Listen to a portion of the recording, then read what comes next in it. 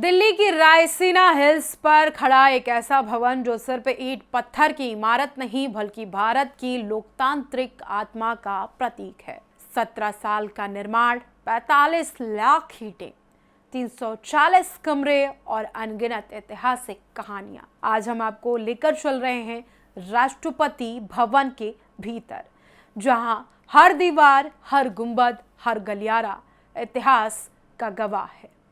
ये वही इमारत है जिसे आज हम राष्ट्रपति भवन के नाम से जानते हैं, लेकिन कभी ये ब्रिटिश हुकूमत का शक्ति का केंद्र हुआ करता था। नाम था वायसराय हाउस। साल 1911 जब अंग्रेजों ने भारत की राजधानी कोलकाता से दिल्ली आने का फैसला किया, इसके ठीक एक साल बाद 1912 में इस भवन का निर्माण शुरू किया गया।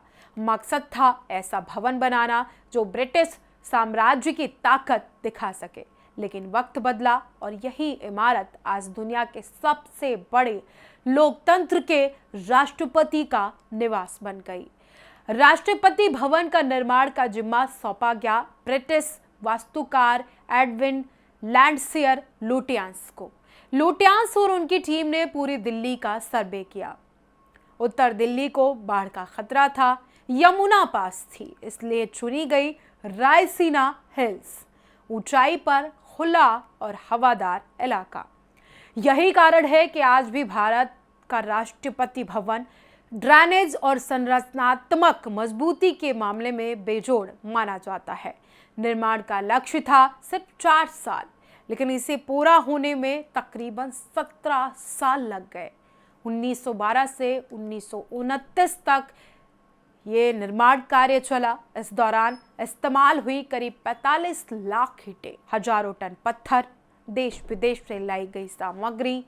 राष्ट्रपति भवन की सबसे बड़ी पहचान है इसका सेंट्रल डोम। ये गुंबद मौर्यकालीन सांची स्तूप से प्रेरित है। फोरकोट से करीब 55 फीट ऊंचा ये गुंबद पूरे भवन को एक मुकुट की तरह सजाता है, यानी भारतीय परंपरा और ब्रिटिश वास्तुकला का अद्भुत संगम। भवन के अंदर कदम रखते ही इतिहास आपके सामने जीवित हो उठता है। मार्बल हॉल, जहां आज भी किंग जॉर्ज पंचम और महारानी मैरी की प्रतिमाएं मौजूद है, और यही रखा है महारानी द्वारा इस्तेमाल किया गया चांदी का सिंहासन और ब्रिटिश राजमुकुट की प्रतिकृति दीवारों पर टंगी हुई है। पूर्व वायसरायों और गवर्नरों की तस्वीरें जो गुलाम भारत की कहानी को बयां करती हैं। राष्ट्रपति भवन का सबसे भव्य कक्ष है दरबार हॉल, जिसे अब कहा जाता है गणतंत्र मंडप। 33 मीटर की ऊंचाई से लटका करीब 2 टन वजनी झूमर इस हॉल की शान शौकत है। अंग्रेजी शासन के दौरान यही होता था सत्ता का प्रदर्शन। जी हाँ, 2 सिंहासन वायसराय और वायसरीन के लिए। आज यहाँ सिर्फ एक कुर्सी है भारत के राष्ट्रपति के लिए। इस भवन की बनावट में छिपे हैं कई रहस्य। खंभों पर बनी घंटियों की आकृति, जिन्हें कहा जाता है डेली ऑर्डर।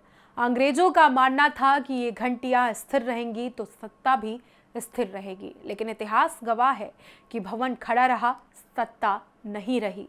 राष्ट्रपति भवन का एक और अनमोल हिस्सा है अशोक हॉल, जिसे अब अशोक मंडप भी कहा जाता है। पहले ये स्टेट वॉर रूम हुआ करता था। आज यही विदेशी राजदूत राष्ट्रपति को अपने परिचय पत्र सौंपते हैं। इस हॉल का लकड़ी का फर्श काफी खास है। इसके नीचे लगे स्प्रिंग्स ताकि नृत्य और समारोह से कंपन ना हो। राष्ट्रपति भवन सिर्फ एक इमारत नहीं, एक पूरा परिसर है। इसके साथ बना खूबसूरत मुगल गार्डन और कर्मचारियों के लिए आवास। रायसीना हिल्स की जमीन कभी जयपुर रियासत की थी। यही वजह है कि सामने लगा है जयपुर स्तंभ, जो महाराजा सवाई माधो सिंह की भेंट था। अब बात लागत की कर लेते हैं। इस भवन के लिए शुरुआती बजट था 4 लाख पाउंड, लेकिन निर्माण पूरा होते होते खर्च बढ़कर हुआ 8 करोड़ 77 लाख 1,036 पाउंड। मुगल गार्डन और आवास जोड़ने पर कुल लागत पहुंची करीब 14 मिलियन रुपीस। इस दौर के हिसाब से एक बहुत बड़ी रकम। 26 जनवरी 1950 जब भारत गणतंत्र बना, तभी वायसराय हाउस ने राष्ट्रपति भवन के रूप में नया इतिहास लिखा। कभी हुकूमत की ताकत दिखाने वाला ये भवन आज लोकतंत्र की सबसे बड़ी पहचान है। राष्ट्रपति भवन जहां सत्ता नहीं, संविधान सर्वोपरि है। तो इसीलिए राष्ट्र टीवी की तरफ से आप सभी को गणतंत्र दिवस की हार्दिक शुभकामनाएं एवं बधाई।